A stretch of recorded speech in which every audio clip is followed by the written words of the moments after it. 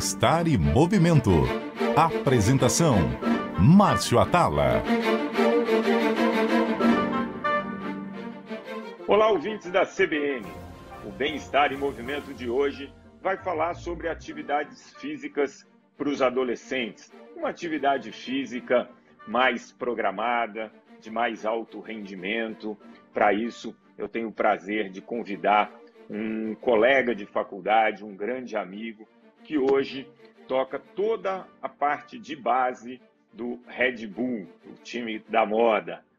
Quero chamar para esse nosso papo meu amigo Carlos Alberto de Andrade. Seja muito bem-vindo. Obrigado, Márcio. Prazer estar falando com você.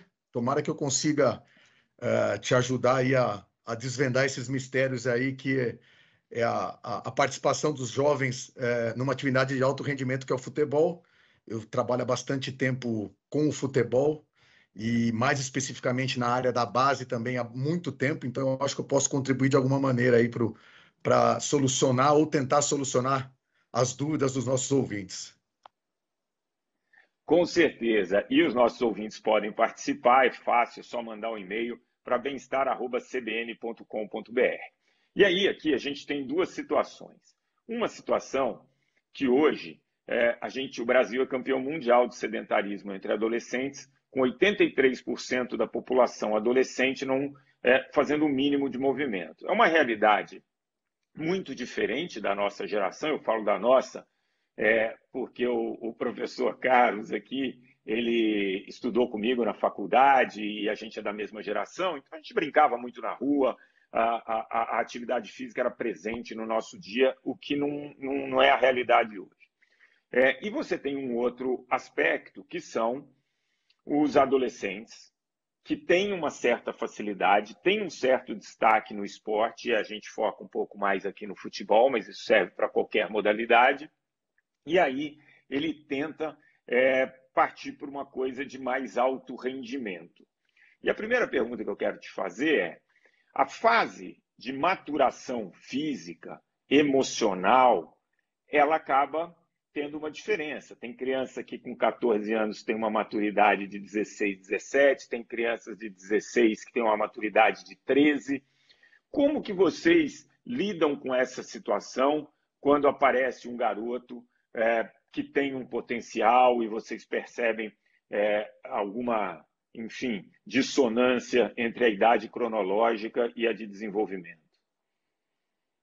Márcio, o que a gente tem feito aqui, principalmente no caso do atleta mais forte fisicamente, mesmo ele sendo da idade, mas que visivelmente ele é maior, ele é mais forte, ele é mais potente, em determinados momentos aqui da trajetória dele conosco aqui durante os treinos, a gente coloca ele para trabalhar com o pessoal mais velho, para tentar entender que se essa vantagem que ele tem na categoria dele é basicamente a força e a velocidade que ele já consegue fazer em níveis muito acima do normal, ou se não, ou se tem também, além da força, da parte física, a parte técnica envolvida. Então, é o que a gente tenta fazer aqui, aquele que é o mais maturadinho, aquele que é o mais precoce, em algum determinado momento a gente traz para treinar na categoria de cima, para saber se ele vai conseguir continuar performando como ele performa na categoria de baixo.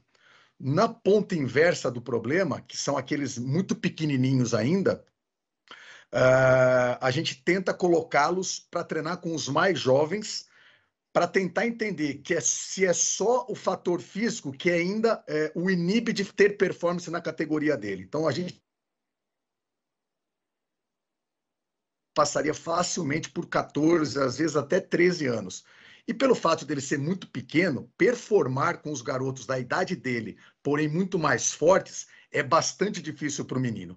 Então, vez por outra, para a gente tirar isso da nossa cabeça, desassociar, é só o tamanho ou não, tem a parte técnica envolvida também, a gente coloca ele para treinar com um grupo mais jovem, para ver se ele consegue, fisicamente, estando no mesmo nível dos outros, ter essa condição de se destacar tecnicamente. É o que a gente tem feito aqui.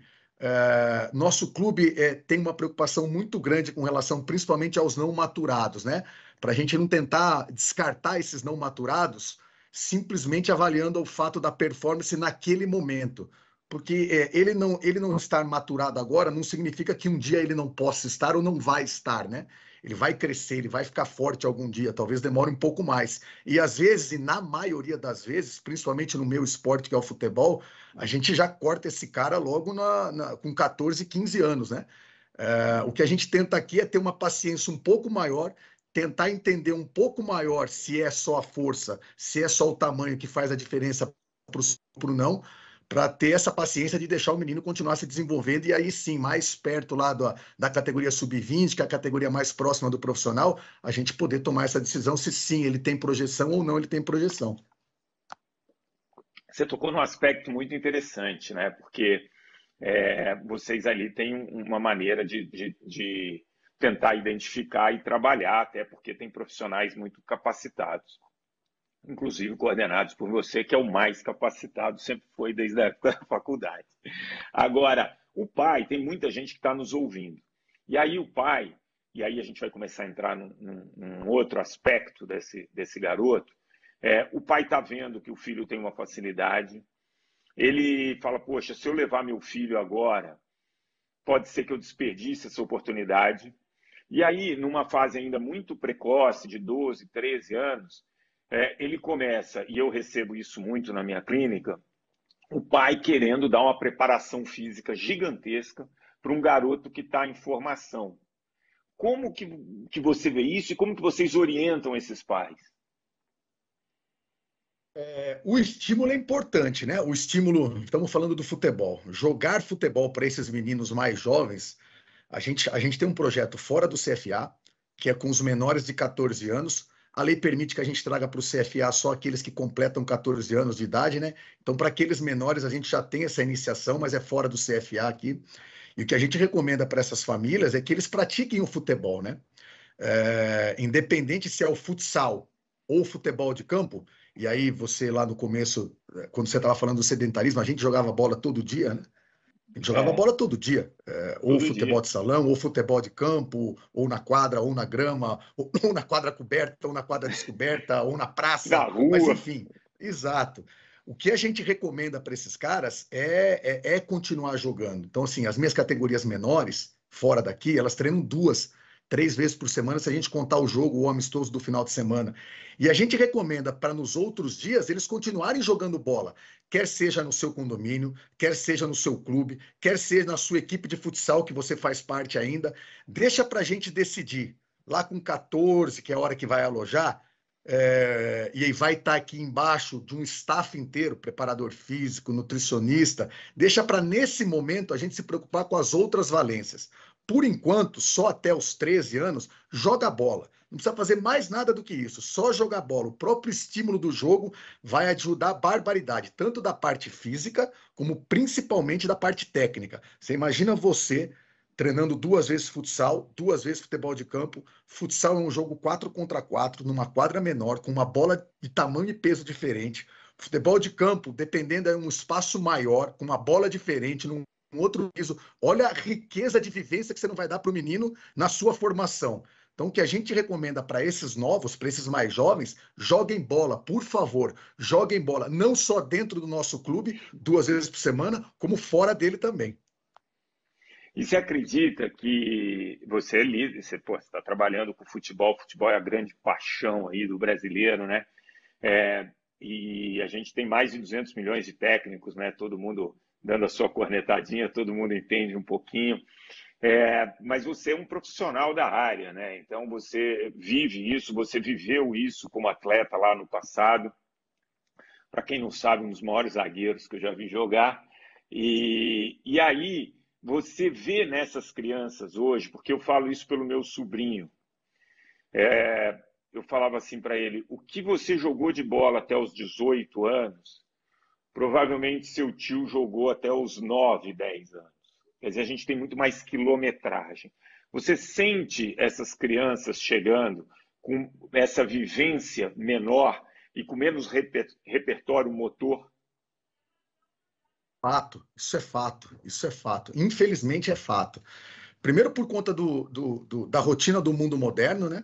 Então, Uhum. cara, a minha filha, Márcio, ela não brinca na rua, porque é perigoso, né? Claro. E porque as outras crianças também não brincam. Então ela ficaria sozinha brincando na rua. Sozinho. Então, Então, isso é fato. A gente vê que hoje se chega muito mais amarrado do que era, por exemplo, na nossa época ou na época dos nossos pais, dos nossos avós. Isso se reflete por conta da rotina do dia a dia. Não é à toa que ainda aqueles que se destacam, né, os Neymares da vida, ou os Cristianos, ou os Messis da vida, se Uhum, você for puxar a ficha corrida deles da formação, vocês vão observar que a formação deles foi diferente do que a grande maioria. Eles, de alguma maneira, eles tiveram mais vivência, às vezes até com outros esportes, né? O que ajuda demais no repertório de uhum. movimento e de capacidades para depois você se especificar. Então, a gente nota hoje que realmente as crianças chegam aqui hoje muito mais travadas, muito mais descoordenadas do que era a nossa época. Isso com certeza é por conta da rotina da vida atual. E aqueles que se destacam um pouquinho mais, e aí tem muito associado com, porque o futebol ainda a classe pequena, a classe mais baixa, normalmente é o que o menino que chega e que chega no mais alto nível. Porque ainda lá existe alguma coisa. Não é como no passado, mas ainda lá existe alguma coisa. De novo, vou usar o exemplo da minha filha. A gente, graças a Deus, por conta de uma certa condição, a gente mora num Uhum. condomínio, Márcio. Então, é Ah, diferente do menino que mora ainda na favela ou numa periferia. na periferia. Esse quer queira, quer não, ele vai estar exposto ainda a muita atividade que, infelizmente, a minha filha não tem. Eu estou falando de uma menina. Se fosse o caso de um menino, seria a mesma coisa. Então, por isso que, voltando na pergunta anterior, a nossa recomendação para os jovens pais e para os jovens filhos, dos 8 até os seus 13 anos, joguem bola. Joguem bola, não Né? só no nosso clube, mas em outros lugares também. E se for possível fazer outras atividades, puxa vida, estrelinha para você. Vai fazer um karatê, vai fazer um basquete, vai fazer uma natação. Tudo isso, de alguma maneira, vai te trazer benefício na hora da especificidade do esporte, que a gente começa aqui com 14 anos. Muito legal. E aí você toca num outro ponto que é interessante. Às vezes a pessoa ela tem uma condição social, financeira um pouco melhor. E ela tem um sonho, né, de jogar, por exemplo, futebol, que é um esporte que contempla muito mais as pessoas um pouco mais simples. Claro que você tem uma questão de alguém que gosta de jogar, com alguém que o jogo representa tudo, representa a ascensão social, representa o prato de comida que ele vai ter no dia seguinte. Como que vocês conseguem fazer agora, falando do lado social, essa inclusão, essa integração, para que também uma pessoa que tenha uma condição social melhor não seja descartada nesse processo? A gente tenta ser o mais transparente possível, né? Ainda o primeiro item a ser avaliado para você detectar um talento e você convidar esse talento para fazer parte das nossas equipes, ainda é o lado técnico. O lado técnico você pode achar tanto na favela como no condomínio de alto padrão, certo? Você acha, não tem problema. É, Eles aqui dentro, a gente tenta ser o mais transparente possível e a realidade, principalmente para aqueles que vêm de um outro mundo, do mundo um pouco mais fácil, vamos dizer assim, a realidade do futebol choca. Viver em alojamento é diferente do que você viver no seu quarto sozinho ou até com o seu irmão. É diferente. Viver num alojamento, hoje nós temos aqui 104 meninos, entre 14 e 20 anos. É muito diferente. Então, aquele que tem uma condição um pouco mais privilegiada, ele sente essa mudança. É diferente de você morar na sua casa, morar no alojamento aqui. Apesar da gente ter boas instalações, é diferente. Isso naturalmente já é um critério de eliminação. Às vezes o menino vem e não aguenta.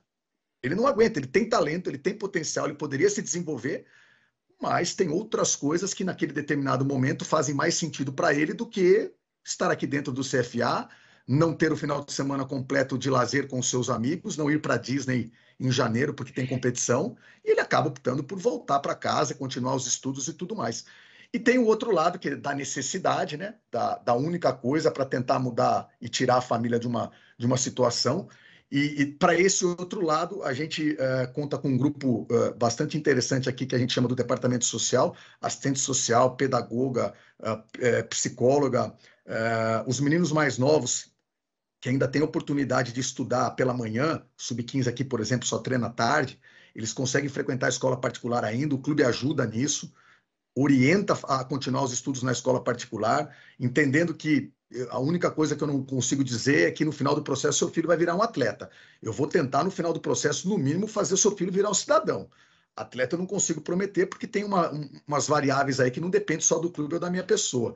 Então a gente investe muito nisso aqui e é muito transparente com os meninos, tanto para o lado esportivo de alto rendimento, que hoje é uma saída sim para todo mundo, como para o outro lado, que é você continuar jogando bola e continuar estudando. Hoje é muito mais fácil do que no nosso tempo você completar os seus estudos numa universidade americana e você pagar os seus estudos pelo seu talento que você tem no esporte. Talvez não seja o talento para você jogar na Champions League, mas é um talento que te dá uma bolsa de 100, 80, 50% de uma faculdade americana. Então a gente tenta criar esses caminhos alternativos aqui dentro do clube também. O foco principal é atleta profissional, atleta de alto rendimento, para o nosso clube aqui do Brasil. Em paralelo a isso, até por experiência própria, que a gente sabe que dos 104, 1% vai chegar, os outros 99% a gente de alguma maneira tenta formar para a vida e para o mundo. Como lidar com a expectativa de um pai que ou foi atleta, ou viveu perto disso, e transfere muita expectativa num garoto que às vezes tem potencial, mas acaba metendo o pé pelas mãos, né? Como que você lida com a expectativa e a pressão que o pai coloca nessa criança? Assim como todas as carreiras, todas as situações da vida, tem as pessoas boas e as pessoas ruins, né? Existem os pais bons e os pais ruins. Os pais que, independente de qualquer coisa, estão ali muito mais para dar o suporte para o filho, qualquer que seja o resultado, qualquer que seja o resultado final desse processo, ele está ali para apoiar, para ajudar e sempre motivando. Existem aqueles outros que não, que tem os frustrados, né, que não conseguiram chegar e acham que o filho pode chegar. Tem aqueles que enxergam no filho a salvação da família inteira. É difícil, Márcio, é difícil. O que a gente tenta é trazer as famílias o mais perto da gente possível, ser transparente com eles durante todo o processo. Então, é isso que a gente tenta. Nós estamos aqui formando os atletas, né? Eu não trabalho na categoria profissional do Red Bull Bragantino, eu trabalho na categoria de base, de Uhum. formação. Então, a nossa maior preocupação é formar. E o que a gente passa para os pais é para eles sempre tentarem, na medida do possível, tomarem as melhores decisões pensando nessa formação. Por exemplo, tem pai que acha que estudar na escola particular pode atrapalhar o menino. A gente tenta convencer que não, muito pelo contrário, pode ajudar. Tem pai que acha que, além de todo o serviço que é fornecido aqui no clube, preparação física, nutricionista e tudo mais, talvez o menino dele precise de uma carga extra. O que a gente tenta é orientar esse pai, mostrar para esse pai que não, que o melhor é, se ele confia nos profissionais daqui e foi uma opção dele vir jogar no nosso clube, ele deixe isso a cargo das pessoas competentes aqui para tocar a vida do filho. Mas é bastante complicado e a gente tenta, como eu te falei, na medida do possível, é trazer esse pai, essa família, o mais próximo possível da gente, ser bem transparente e sempre orientar para as melhores decisões pensando na formação. Dinheiro não é o lugar agora, né? Dinheiro é no time profissional, vai ter o seu tempo. O melhor que nós temos que fazer agora para o seu filho é escolher o caminho, o melhor caminho para ele se formar um atleta de alto rendimento e aí sim começar a ganhar dinheiro. Eu recebo aqui muitas vezes pais de garotos trazendo o garoto aqui que já está numa categoria de base, e aí não só no futebol, vivo isso com o vôlei, vivo isso com o tênis, também com o futebol, falando assim, não, você precisa cuidar do meu filho, você precisa fazer uma preparação, mas ele já não está treinando lá no time? Tá, mas eu quero mais. Eu falo, eu só vou piorar. Qualquer coisa que eu faça, eu vou piorar, porque eu não sei como é o treino dele, eu não sei a periodização dele, eu não sei o momento de evolução que ele está lá dentro. Ele está sendo super acompanhado. E você vê uma certa agonia e um desespero do pai. E aí eu costumo falar uma coisa. Se você quer melhorar alguma coisa nesse processo, sei lá, seu filho joga futebol. Eu gosto de usar um exemplo do Ronaldo. Ronaldo disse que chegou de São Cristóvão, o técnico numa sexta-feira falou assim para ele, falou, ó, essa perna esquerda você não vai em lugar nenhum. Aí ele chegou segunda-feira para treinar, o técnico olhou, o Ronaldo vinha, cortava, batia de esquerda, caixa. O que aconteceu? Ele falou, Márcio, eu fiquei o sábado e domingo 8 horas na frente de uma parede aprendendo a chutar de esquerda. Falei, evolua no gesto motor, desenvolva outras habilidades, porque às vezes você tem um destaque, eu posso falar por mim, eu sempre me destaquei ali no futebol só com a perna esquerda. Você jogou comigo, caía na perna direita, era um desastre. Mas como era fácil para mim, eu nunca me preocupei. Então, se você quer ser ali na frente, como você falou, ter uma formação, desenvolva essas outras características, né, que vão poder te ajudar lá na frente. Esse tipo de orientação acho que parece fazer mais sentido, né? Um é um fenômeno e o outro é um gênio. Hã? Ronaldo e Márcio. É isso, Márcio. Mas é isso mesmo. Não é ser mais forte, não é a hora de ser mais forte, não é a hora de ser mais rápido, não é a hora de ser mais resistente. É hora de você desenvolver. Eu falo por conta própria, eu olho muito para o nosso umbigo aqui. A gente também tem as nossas falhas na formação, né? A gente também, às vezes, a gente olha muito mais para o modelo do que para o indivíduo. Isso é uma constância, uma constante briga aqui dentro. Eu, que sou coordenador, dos treinadores que são mais jovens do que nós, com outros olhares, com outras ferramentas que a gente não teve na nossa formação. Então, acontece isso também, do desenvolvimento da perna não dominante, de um cabeceio que talvez seja o fundamento mais difícil, além da perna dominante, de se executar com perfeição. E é exatamente isso que, se o pai quiser ajudar, pode fazer. Sem exagerar, porque daí entra um pouquinho da parte física, né? A repetição também pode ser que gere Sim, algum lesão. problema para o garoto pensando na semana normal dentro dele no clube.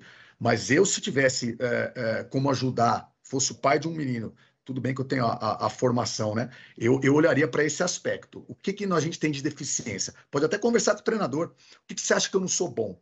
E trabalhar isso com o seu pai nas horas de folga, sem exagerar, para não ter o acúmulo da carga e isso não ser impactante durante a semana. Mas essa coisa, esse exemplo do Ronaldo da perna esquerda, esse exemplo seu da perna direita, que daí a gente não teria o Márcio como o coordenador do bem-estar, a gente teria o Márcio na Inter de Milão, no Real Madrid, aí o mundo não seria o mesmo, né? Ainda bem que você não Não, desenvolveu não. a perna direita, Márcio. Senão a gente não teria se divertido tanto na faculdade. E aí tem uma questão pegando esse gancho, que é exatamente esse desenvolvimento, e aí você falou do repouso. Nossa geração, 8, 9 da noite, já era escuro, a gente não tinha muito estímulo, a gente realmente recuperava. Você sente dessa molecada um tempo menor de recuperação, até por tempo de tela, até por outros tipos de diversão, e isso acaba, de certa maneira, também impactando no rendimento? O celular, né? A gente não tinha É, celular na nossa época, né? Então, o celular realmente é o ponto. É isso que faz com que o menino, mesmo na hora que seja para ele dormir, não durma. É isso que faz o menino não descansar. E para você ter uma ideia, eu não acho que é a melhor maneira, nem a maneira ideal, porque, de novo, a gente está formando. Mas dependendo da época do ano, dependendo do jogo, as comissões tiram o celular, porque sabem que isso é um problema. A gente disputa claro. torneio internacional, tem o fuso, né? Então tá na hora de dormir lá, aqui no Brasil tá bombando. E se a gente, em determinado momento, de novo, eu não concordo, acho que a gente deveria educar, mas entendo também o lado do treinador. A gente tem que tirar, acabar tendo que tirar o aparelho da mão do adolescente, porque eles, ao invés de eles estarem descansando, deitado, ou pensando no jogo, ou sei lá, fazendo o quê, mas né, descansando de fato, eles estão acordados numa hora que não era para acordar, conversando com as pessoas no Brasil. De fato, o celular hoje, principalmente para os mais jovens, atrapalha e atrapalha bastante. Muito bom. A gente está encaminhando aqui para o final e eu tenho sempre um quadro aqui. Solta a vinheta, Letícia. 3 dicas para levar para casa.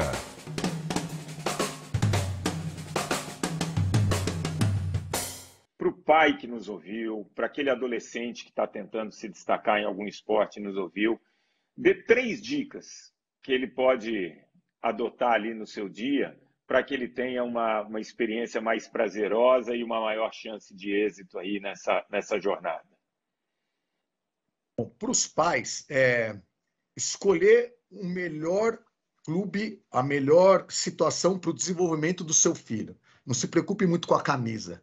Existem bons trabalhos sem ser essas camisas pesadas dos clubes brasileiros. Então, o mais importante, falando do futebol por um pai, é escolher aquele lugar que vai fornecer todos os o que o seu filho precisa para se formar um atleta de alta performance. Para o garoto, faça com paixão, não faça só porque o seu pai quer, faça com paixão. Às vezes a gente encontra algumas situações aqui que é um desejo muito maior da família do que do atleta próprio de estar aqui e de jogar futebol, né?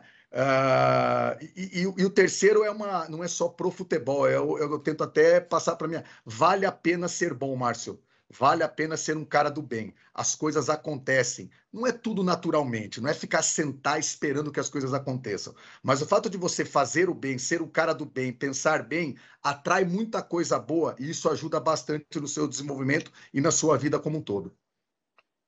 Muito bom, 3 dicas muito valiosas.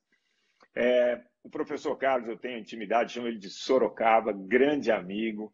Muito obrigado, acho que você pôde contribuir muito. A gente recebe muitas mensagens mesmo de pais, de adolescentes, querendo saber como que é esse momento, algumas dicas que eles poderiam incorporar, e acho que não poderia ter uma pessoa melhor que viveu essa experiência como atleta, que hoje coordena um time que é modelo quando fala em administração de futebol. Carlos, muito, muito, muito obrigado pela sua participação. Mas o prazer foi meu, cara, conversar com você, ter esses minutos perto de você. Você é um cara que eu tenho um carinho muito grande, a gente se formou junto, nossas famílias se conhecem, nossos pais se conhecem.